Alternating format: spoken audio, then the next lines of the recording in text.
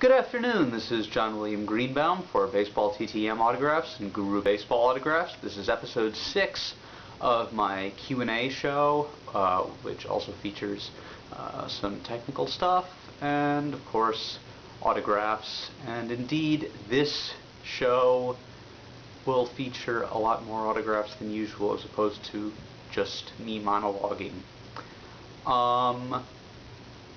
Let's get right down to it. As such. My show prep right here. Actually, just as an aside, this is the second time I filmed this because I had it set on the wrong lens setting. So, this is kind of a take 2, I guess.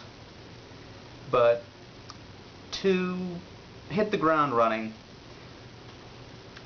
I got an interesting question at the beginning of last week that was PM'd to me, asking me what the difference was regarding my customs when I was talking about round border Seattle Pilots customs versus white border Seattle Pilots customs. I'm sorry, I forgot who you were who asked this. It's actually a great question to ask because my scanner is not very good in bringing out the color white.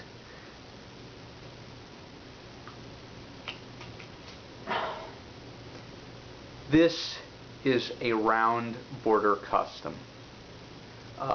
It is 1969 top style. This one is signed by Gary Timberlake, who is a very, very good TTM signer. He pitched 2 games with the 1969 Seattle Pilots, and I believe he won 45 games in the minors. But yeah, this is the majority of my Seattle Pilots customs are of this round border style design. I also have done this for Lou Piniella. I've done it for Frank Kimball. If they have a 69 top style card, then I will actually trim the border off in a majority of cases. In a minority of cases, and there are only 2 of them that I can think of, those being Bill Edgerton and also Dick Simpson. I have kept those, but yeah, here is in fact, to contrast, Dick Simpson. You can see that this, the border is intact. Edgerton and Simpson were the first 2 of these cards that I actually made. So that round border look actually came a little bit later on. Now, moving on to question number 2. What are your image sources?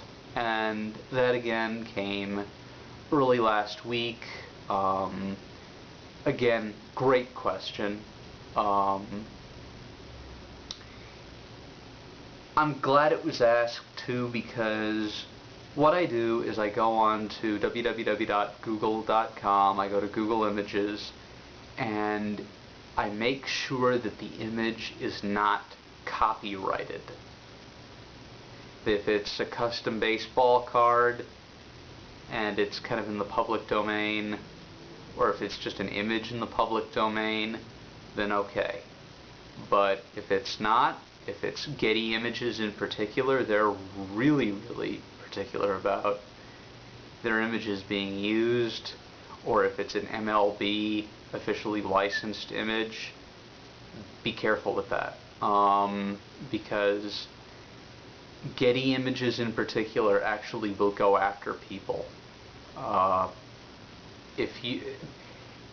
an example, Getty Images actually shut down a Facebook group where they were devoted to photo editing and removing the copyrights from the images on Getty. And another one like that you kind of have to be careful of is Topps negatives. And granted, if you own the Topps negative, then you own the rights to it. But if you don't, then you don't own the rights to it. So a good compromise would be asking somebody who owns the rights to the Topps negative just, hey, can I use this? And odds are they'll say sure. I did that with a couple of different players, and in fact I even have a few. I have Joe Pignatano, George Staller, who is deceased, Clyde King, who is deceased, Hank Allen, a couple. So, the next question comes to us from Justin Nordeman, and it is, when do you stop sending? Now, Justin didn't just mean when do you stop sending to the major leagues, which is first week of September.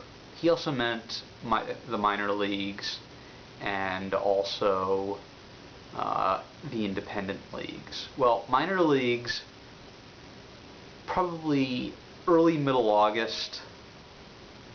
If the guy takes a while to get back, then err on the side of caution and just send him out in the beginning of August, and then just shut down for the minors. Because odds are also that the person who is going to be there one year is not going to be there the next year. In fact, the team may not even be there the next year. It may have even changed affiliations. So, too many variables. With an independent league team, because the various independent leagues have their own schedules, what I would do is I would actually research how long the schedule of the league is. Just pick a team, any team in that league, and go onto their website and see how many games they play, and maybe 25 days before that you can stop sending.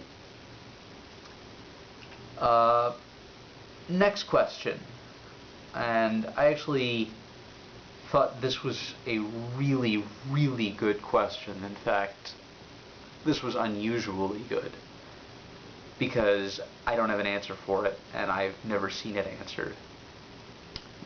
When a player starts sending back very, very shaky signatures, do you keep sending to that ball player? The answer is, it really depends on the ball player. Because, as an example, Ray Hathaway, before he passed away, used a ghost signer because he thought that his signature was getting too shaky.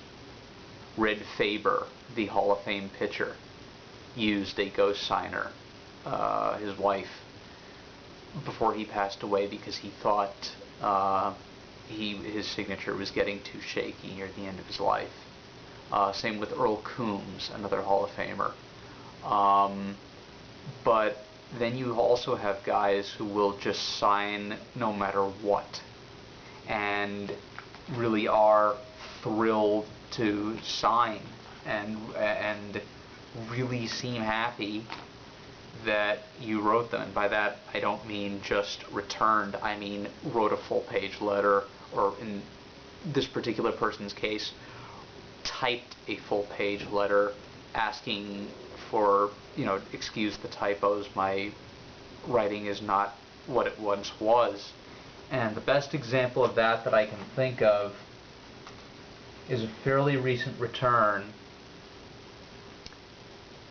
Al Naples. He played for the 1949 St. Louis Browns. He was signed out of Georgetown University. And this is what his signature looks like right now. Al Naples, St. Louis Browns, 1949, and this right here, SS, that's for shortstop, because he was a shortstop. And Al Naples sent me 2 clippings his own custom